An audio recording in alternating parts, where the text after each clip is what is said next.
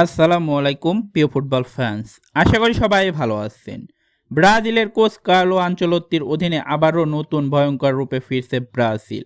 বলতে গেলে ব্রাজিলের বর্তমান যা অবস্থা, একজন কার্লো আনচেলত্তির মতো কোচ দরকার ছিল। ইউরোপীয় মাস্টারমাইন্ড, এমনকি ব্রাজিল খেলোয়াড়দের মধ্যে সেরাটা বের করে আনতেন এবং দলের মধ্যে একটি কম্পিটিশন তৈরি করতে পারেন।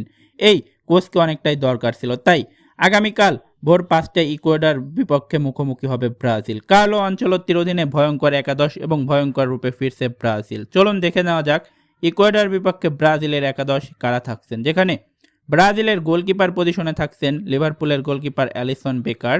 এর বাইরে ডিফেন্স লাইনে থাকবেন পিএসজির মার্কোইনোস এবং আলেক্সান্দ্রো রিবেইরো, যে কিনা লিলিতে দুর্দান্ত পারফরমেন্স করছেন। এর বাইরে লেট ব্যাক পজিশনে থাকবেন আলেক্সান্দ্রো, আর রাইট ব্যাক পজিশনে থাকবেন ভ্যান্ডারসন। আর ব্রাজিলের সবচেয়ে যে দুর্বল পয়েন্ট ছিল সেটা মিডফিল্ড। এবার মিডফিল্ড হবে সবচেয়ে শক্তিশালী ব্রাজিলের, যেখানে ডিফেন্সিভ মিডফিল্ডার হিসেবে ক্যাসমিরোকে ফেরানো হয়েছে। এর বাইরে সেন্টার মিডফিল্ডে ব্রুনো গুইমারেস।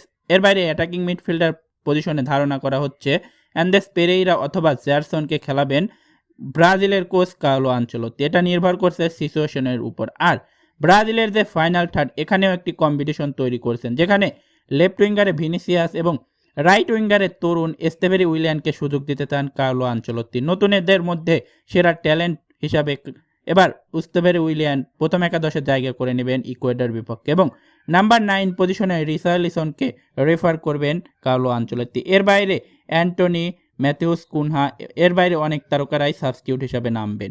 তাই বলা যায় কার্লো আনচেলত্তির অধীনে নতুন রূপে ফিরছে ব্রাজিল। ইকুয়েডরের বিপক্ষে এই একাদশ নিয়ে কেমন করবে ব্রাজিল, তাও অবশ্যই কমেন্ট করে জানিয়ে দিন। ধন্যবাদ সবাইকে।